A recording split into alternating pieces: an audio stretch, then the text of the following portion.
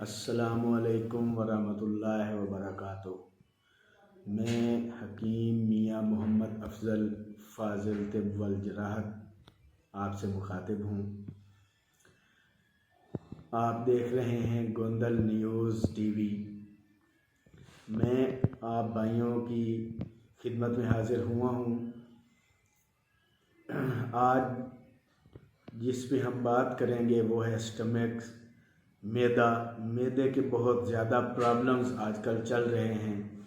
تو جو بھائی ان مسائل سے دوچار ہیں، خاص طور پر ان کے لیے معدہ کا ایک بہت ہی کامن ایشو ہے جو کہ اکثر لوگوں کو ہو جاتا ہے، اور خاص طور پر ان لوگوں کو جو اپنے گھر سے دور دراز علاقوں میں موجود ہوتے ہیں، ہوٹلنگ وغیرہ کرتے ہیں، گھر کا کھانا چونکہ انہیں میسر نہیں ہوتا، تو اس وجہ سے میں آپ کے لیے ایک نسخہ لایا ہوں جو نہایت ہی شاندار اور قابل تعریف ہے۔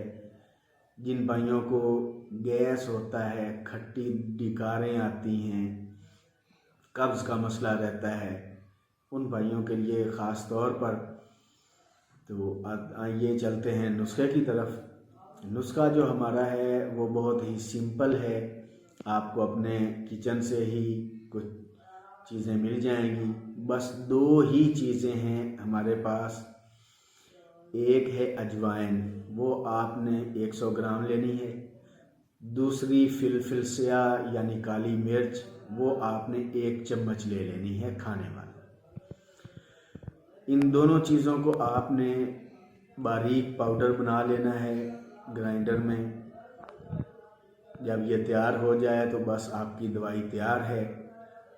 جن بھائیوں کو اس میں آپ نمک 1 چمچ استعمال کر سکتے ہیں، وہ لوگ جن کو بلڈ پریشر کا، ہائی بلڈ پریشر کا کوئی ایشو نہ ہو، جن بھائیوں کو بلڈ پریشر کا کوئی مسئلہ ہو، وہ اس میں سے نمک ہٹا دیں۔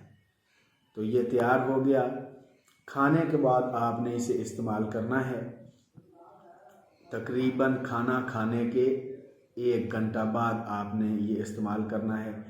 1 چمچ آپ نے لینا ہے اور کھانے کے بعد اسے استعمال کرنا ہے، دوپہر کا کھانا اور رات کا کھانا۔ باقی جو ہماری طب ہے اس میں علاج بالغذا جو ہے اس کی بہت ہی اہمیت ہے۔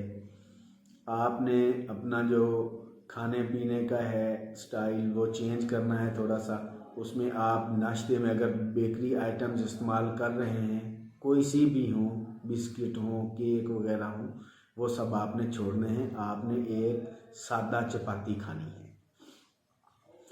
کولڈ ڈرنکس آپ نے نہیں لینے، چاول آپ نے بالکل استعمال نہیں کرنے۔ یہ تو تھی آپ لوگوں کی پرہیز۔ جتنی آپ پرہیز کریں گے اتنا ہی دوا سے آپ کو زیادہ فائدہ ہوگا۔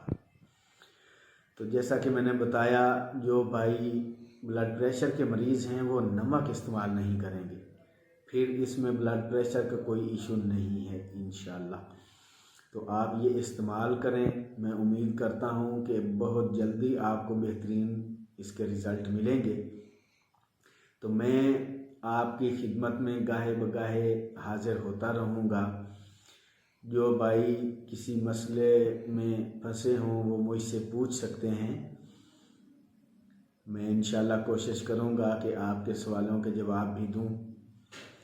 تو اب میں آپ بھائیوں سے اجازت چاہتا ہوں، انشاءاللہ جلدی آپ سے دوبارہ ملاقات ہوگی۔ والسلام۔